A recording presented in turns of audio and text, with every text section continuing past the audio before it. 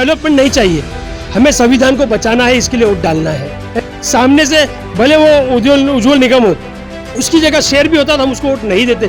कि नसीम खान को नहीं मिली या महाराष्ट्र में किसी मुसलमान को नहीं मिली तो मैं अपने आदमी को यहाँ पर खड़े करूँगा। हम ये आपसे वादा करते हैं, हर बार आपको हमने साथ दिया, लेकिन अब की बार हम आपका बिल्कुल साथ नहीं देंगे। जय हिंद दोस्तों, रियल न्यूज ऑफ इंडिया में आपका स्वागत है। मैं सलीम सैयद। जो लोकसभा का इलेक्शन है, रियल न्यूज ऑफ इंडिया ये खास करके तहकीकात कर रहा है कि यहाँ पे किसकी लहर चल रही है। और जहाँ तक बीजेपी ने अपने शानदार कैंडिडेट उतारा है और सूत्रों के अनुसार हमें पता चला है कि एमआईएम का भी एक कैंडिडेट उतरने वाला है। तो यहाँ की जो जानी मानी शख्सियत है, जो लोगों के घरों में जाके लोगों के जो प्रॉब्लम और जो मसले हल करता है, वो शख्सियत का नाम है लियाकत शेख। आइए हम उनसे जानकारी लेंगे कि लोकसभा इलेक्शन के बारे में, और ख़ास करके यहाँ पे वर्षा गायकवाड़ जो अभी लोकसभा के इलेक्शन की सीट की दावेदारी कर रही है कांग्रेस की पार्टी से। तो देखना चाहेंगे कि यहाँ पे इनका रुझान क्या है।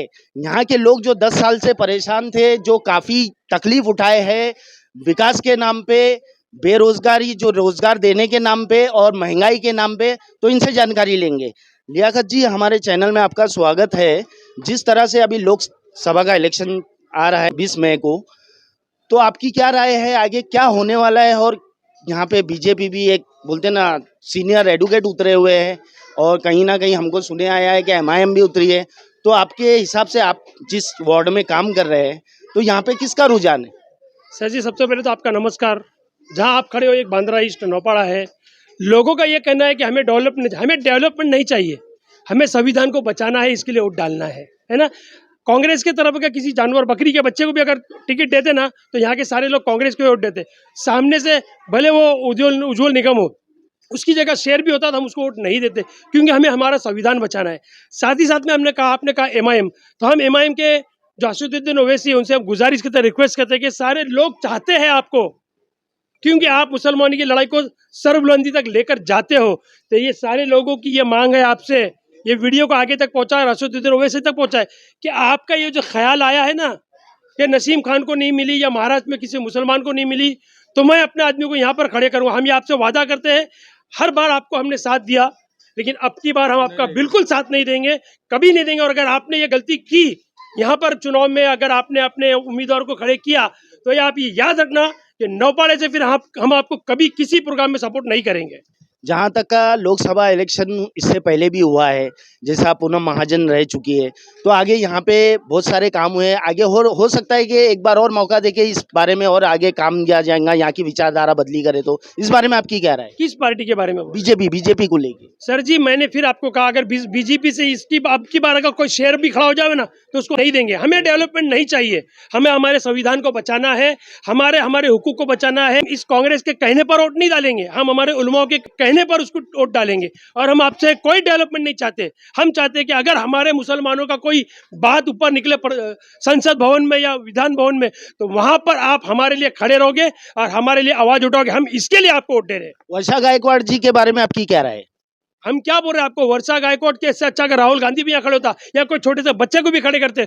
हम वर्षा गायकवाड़ को वोट नहीं दे रहे, हम संविधान को बचाने के लिए वोट दे रहे हैं। देखिए किस तरह से इनकी नाराजगी झलक रही है और यहाँ के लोगों का आक्रोश बता रहा है कि ये सरासर ये बीजेपी से नफरत करते हैं, और नफरत करने की वजह कि झूठा धोखेबाजी, और कहीं ना कहीं बीजेपी ने कमिटमेंट किए और कमिटमेंट फेल किए। आइए हम एक सीनियर सिटीजन से पूछेंगे कि क्या बोलना चाहेंगे। सर जी, हमारे चैनल में आपका स्वागत है। आप बीजेपी को लेके क्या नाराजगी जताना चाहेंगे, और कांग्रेस के बारे में आप किस तरीके की बात करना चाहेंगे? भाई देखिए, सबसे पहली बात तो एक ये है, हमें नाराजगी किसी से नहीं, अपने को देश बचाना है भाई। जो हमारा देश अच्छे से चला सके और देश की जो रक्षा कर सके, हिफाजत कर सके, हमको उसको वोट देना है। 100 की सीधी है। देश में क्या खतरा है? देश में क्या खतरा है? हमारा देश जा रहा है, खतरे की तरफ जा रहा है। हमको राहुल गांधी को वोट देना है, सीधी सी बात। आपकी क्या राय है? हमारी भी वही राय है भाई, कांग्रेस को ही वोट देंगे। हाँ, तो यहाँ पे ज्यादातर लोगों का कहना यही है कि इस बार कांग्रेस को जिता के लाना है। आइए और बोलिए सर। हाँ भाई, हम लोग का यही इरादा है कि हमारे एरिया में कोई अपना कांग्रेसी भाई आवे, कोई भी हो, मगर कांग्रेसी को वोट देना है। मुसलमानों की नाराजगी बेशक है, कि हमारे महाराष्ट्र में एक भी सीट हमको नहीं मिली मुसलमानों को। हम अपनी नाराजगी अगले चुनाव में दिखाएंगे, लेकिन अब की बार यहाँ सारे लोगों ने एक जहन बना लिया, कुछ भी हो जाए इंडिया गठबंधन को लाना है, देश को बचाना है, संविधान को बचाना है। आपकी नाराजगी किस चीज से है? लास्ट 10 साल में ऐसा क्या हो गया जिसकी वजह से आप नाराज हो गए? कांग्रेस ने हमेशा हमें तेज पत्ते की तरह समझा है भाई। कांग्रेस ने क्या बीजेपी ने? कांग्रेस ने हमें तेज पत्ता समझ के बाजू में रखा है। फिर भी हमारे लोगों का ये कहना है कि यही एक पार्टी है जो संविधान को बचा सकती है। इसके लिए हम हमारे उलमाओं के कहने पे और उद्धव साहब के कहने पर उनको वोट डालेंगे, कांग्रेस के कहने पे नहीं डालेंगे भाई।